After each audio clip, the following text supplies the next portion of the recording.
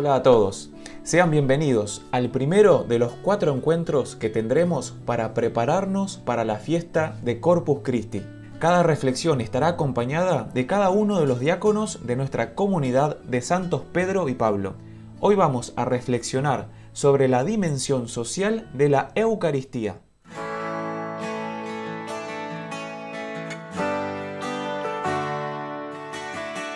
¿Qué tendrá que ver la Eucaristía con el compromiso social y político? ¿Cómo se relaciona la Iglesia con el Estado, con la sociedad y la comunidad política? ¿Y qué rol juegan los cristianos en esta relación? ¿Y cuál es su aporte? Estas son las preguntas que vamos a intentar responder en estos minutos, con el fin de profundizar en nuestra vocación cristiana. Vamos a dedicar un poco más de tiempo al compromiso social político de los laicos. Estamos viviendo tiempos difíciles y nos apremia preguntarnos qué podemos hacer, pero también es importante preguntarse desde dónde y cómo hacerlo. Pensemos juntos, encaminémonos a encontrar la respuesta a la luz de la palabra de Dios y del magisterio de la Iglesia. Son pocos minutos, pero trataremos de llegar a algunas certezas y de dejar espacio a más preguntas, a la meditación y al diálogo con el Señor, también en medio de la acción. Comencemos.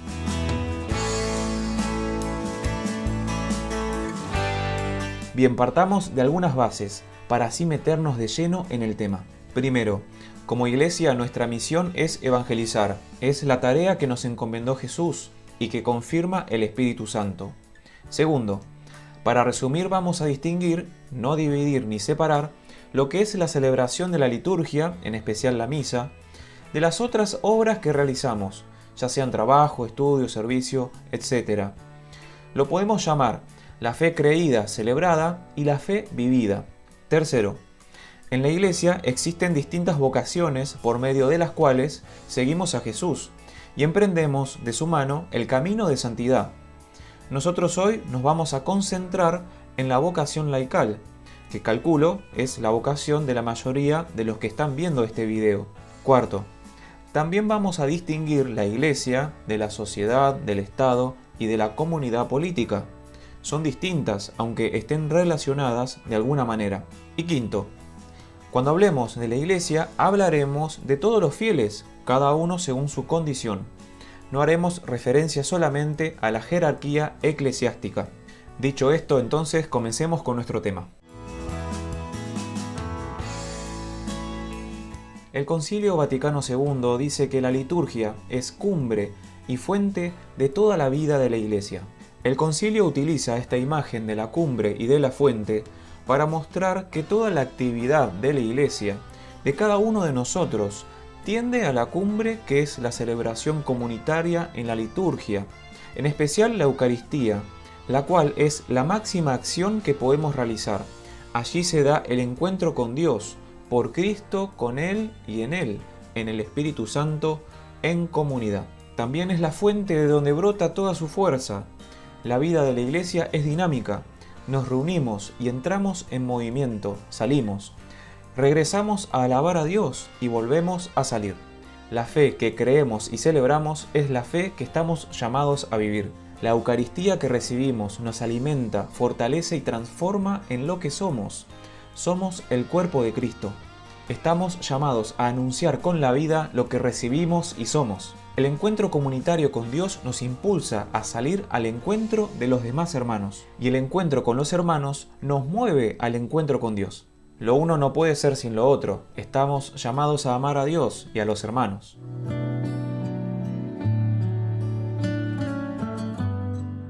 Y así lo pedía San Pablo. Del encuentro comunitario con Dios en la Eucaristía, brota la fuerza de toda la acción de la Iglesia, habíamos dicho. Al recibir a Jesús, vamos teniendo sus mismos sentimientos, los sentimientos de su corazón. Jesús siente compasión por quienes sufren, lo vemos en muchos pasajes del Evangelio. Se acerca, escucha, sana, libera, enseña, alegra, da esperanza. Jesús tiene una forma de ser y de estar que para nosotros es iluminadora. Él nos muestra el camino, el estilo de toda nuestra acción como Iglesia, sea la que sea. Muchos en el mundo, en la sociedad, están diciendo, aunque no lo sepan, queremos ver a Jesús. Y nosotros, sin ser del mundo, estamos en él. Y la gran pregunta es, ¿cómo vivir nuestra vocación cristiana en la sociedad? Antes de plantear el compromiso social de los cristianos, vamos a presentar brevemente la relación entre la Iglesia y el Estado, sociedad y comunidad política. No podemos hacer acá una historia de esta relación, pero podemos decir que siempre fue en tensión, con sus momentos de total enfrentamiento, pensemos en las persecuciones, y otros momentos de relación muy estrecha. Sepan disculpar desde ya si falta señalar algún punto importante o somos imprecisos en alguna cosa. Lo que estamos buscando con este breve resumen es señalar un punto. Bueno, dicho esto, prestemos atención a este aspecto que es fundamental. Una de las tantas novedades de la fe judeocristiana es su visión de lo que significa el poder político, qué rol juega y cómo se relaciona con la vida y la fe del pueblo de Dios. Viajemos un poco en el tiempo. Imaginemos al pueblo de Israel antes de Cristo. Mientras la mayoría de los pueblos del mundo que tenían la monarquía como forma de gobierno consideraban a sus reyes como dioses, revestidos de una divinidad que los ponía por sobre los demás. Y además adoraban a muchos dioses, como la luna, el sol, las estrellas. La fe del pueblo de Israel decía: solo Dios es el Señor y nadie más, ni los reyes, ni las estatuas, ni los lugares, ni los astros del cielo, ni los estados, ni los reinos, solo Dios, porque Dios es el creador de todo y todos somos su creación. Y veamos qué dicen algunas citas bíblicas. Yo soy el Señor y no hay otro, no hay ningún Dios fuera de mí. Fuera de mí no hay Salvador. Los dioses de los pueblos no son más que apariencia, pero el Señor hizo el cielo. Los hombres no son más que un soplo, los poderosos son solo una ficción. Puestos todos juntos en una balanza, pesarían menos que el viento. Miren, los sabios mueren lo mismo que perecen los ignorantes y necios, y legan sus riquezas a extraños. El sepulcro es su morada perpetua, y su casa de edad en edad, aunque hayan dado nombre a países. Contundente, ¿no? Igualmente hay que decir que llegar a esta certeza le llevó mucho tiempo al pueblo de Israel. Este principio, aunque no lo parezca, es importantísimo, porque puede llegar a configurar la vida de todo un pueblo. Dios es el único Señor y solo a Él se le rinde culto. No por nada es el primer mandamiento. A las autoridades legítimas se le debe respeto y obediencia, como buenos ciudadanos que tenemos que ser, pero es ilegítimo que reclamen o pretendan para sí lo que solo le corresponde a Dios. Y avanzamos un poco en el tiempo y, como era de esperar, este principio trajo tensiones en la época del ministerio público de Jesús. Es lo que lo llevó a la cruz, ni más ni menos. El Señor fue condenado por el poder político extranjero por insistencia del poder religioso local. Igualmente el Señor vence resucitando, pero no según los criterios del poder político, sino a la manera de Dios. El Señor nos enseña: den al César lo que es del César y a Dios lo que es de Dios. Pensemos en la época de las persecuciones a los primeros cristianos. Ellos se negaban a adorar al César porque decían que solo Jesús es el Señor, y no los reyes ni emperadores. Y claro que esto no les cayó muy bien, que digamos, a los poderosos de ese tiempo. Eran buenos ciudadanos, respetaban las leyes, pero no adoraban al emperador. Y nos salteamos miles de años y llegamos a la actualidad. En el medio pasaron muchas cosas que no podemos resumir acá. En pocas palabras, hubo tiempos de confrontación entre la Iglesia y los estados, otros de colaboración y otros de estrecha cercanía, hasta el punto de que los papas coronaban a los emperadores. Hubo épocas donde los emperadores convocaban los concilios universales, por ejemplo. Aclaro otra vez que estamos resumiendo muchísimo, pero este repaso rápido nos ayuda a plantear este punto, que entre la Iglesia y los estados, comunidad política, la relación nunca fue fácil. Digamos que siempre hubo tensión. Y la tensión no es mala en sí misma, sino que señala que no es una relación sencilla, sin matices. Es compleja, tiene su tira y afloje. Es como caminar de este modo, un difícil pero no imposible equilibrio. ¿Y qué dice el magisterio sobre esto? Veamos. Dice que la relación entre la Iglesia y los estados, comunidad política, es de autonomía e independencia y también de colaboración. Autonomía e independencia. Aunque se expresan en estructuras organizativas visibles, tienen distinta naturaleza y persiguen distintos fines, es decir, que actúan en terrenos distintos. La Iglesia vela por el bien espiritual de los fieles, en primer lugar, que comienza en el tiempo, sí, pero que apunta a la vida eterna. La comunidad política se encarga de todo lo que tenga que ver con el bien común temporal. Por un lado, es deber de la comunidad política respetar la libertad religiosa de la Iglesia, para que pueda actuar libremente. Y por otro, la Iglesia no tiene competencia directa en el campo político, no posee título alguno para expresar preferencias por una u otra solución institucional o constitucional, ni tiene tampoco la tarea de valorar los programas políticos, sino es por sus implicaciones morales y religiosas. Colaboración. Esta relación no es de total exclusión, sino también de colaboración. Cada uno a su modo busca el bien común de todo el hombre y de todos los hombres. Se busca entonces una sana cooperación, y qué bueno cuando esto sucede. Ni la Iglesia puede hacerlo todo, ni tampoco los estados o comunidad política. La clave está en poder cooperar sanamente, y lo más armónicamente posible buscando el bien común, estar al servicio de la vocación personal y social de todas las personas. Claro que en esta relación compleja puede haber defectos y excesos.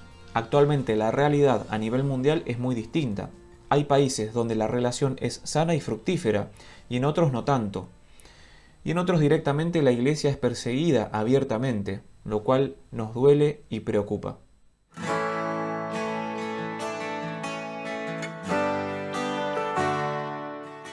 La relación Iglesia-Estado es un tema que da para mucho más, ciertamente, pero seguimos avanzando con el tema. Ahora bien, ¿y qué papel jugamos los cristianos en esta relación en tensión entre la Iglesia y el Estado? Y en especial los laicos. Permítanme anticipar que su tarea es muy importante.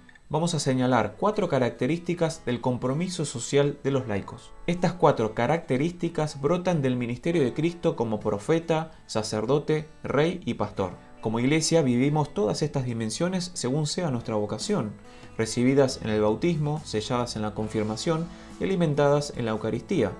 Todos somos discípulos de Jesús. Dimensión profética. Los laicos están llamados a anunciar el Evangelio especialmente en su vida diaria, familiar y social, a ser testigos de la esperanza en medio de este mundo. Dimensión sacerdotal. Asociados a Cristo con su vida y misión, los fieles laicos consagran su vida a Dios como ofrenda agradable. Llevando una vida santa, consagran y bendicen sus ambientes y la sociedad, siendo sal de la tierra y luz del mundo. Dimensión pastoral. Felices los que trabajan por la paz, porque serán llamados hijos de Dios. Trabajar por la paz. Colaborar con la misión de Cristo, trabajando por la reconciliación, el diálogo, el respeto e ir encaminándonos hacia la fraternidad para avanzar como sociedad. Dimensión real. Jesús, durante su ministerio público, tuvo una manera de ser y de estar marcada por la entrega de su vida en el servicio. Esta es su forma de ejercer su autoridad como hijo de Dios. Los fieles laicos, según sus carismas y competencias propias, están llamados a buscar el bien común de toda la sociedad mediante sus diversas tareas, ya sean su profesión, trabajo, estudio, servicios de todo tipo, en todos los ámbitos, también en la política. Los laicos presentes en las estructuras sociales son enviados a sanearlas, coordinando sus fuerzas cuando éstas inciten al pecado, de manera que todas estas cosas sean conformes a las normas de la justicia y más bien favorezcan y no obstaculicen la práctica de las virtudes. El compromiso social no está libre de peligros ni de grandes dificultades y oposiciones. Sin embargo, es necesario el compromiso social de los laicos en los ambientes en los cuales viven, trabajan y se desarrollan, ya sea en el ambiente laboral, político, económico, servicio social, con el fin de impregnar de valor moral la cultura y las realizaciones humanas. Realizan una gran obra quienes trabajan incansablemente por la justicia social, animados por la virtud de la caridad, generando las mejores condiciones para el desarrollo digno de todos los miembros de la sociedad, esforzándose en la búsqueda del bien común. Y dice el Papa Francisco, citando a su vez al Papa Pío XI, «Pido a Dios que crezca el número de políticos capaces de entrar en un auténtico diálogo, que se oriente eficazmente a sanar las raíces profundas y no la apariencia de los males de nuestro mundo. La política, tan denigrada, es una altísima vocación, es una de las formas más preciosas de la caridad, porque busca el bien común». De esta manera, cada cristiano, y en especial los laicos, están llamados a vivir su vocación en el mundo, teniendo en cuenta esta relación en tensión que existe entre la Iglesia y los estados / comunidad política. Para no perder el equilibrio, la clave está en que, en primer lugar, miremos la realidad, discernamos y actuemos según el Evangelio. Los criterios de la política, sean del color político que sean, nunca pueden estar por sobre ni sustituir los criterios de la fe y la moral que enseña la Iglesia. Si son legítimos, servirán como medios para buscar el bien común.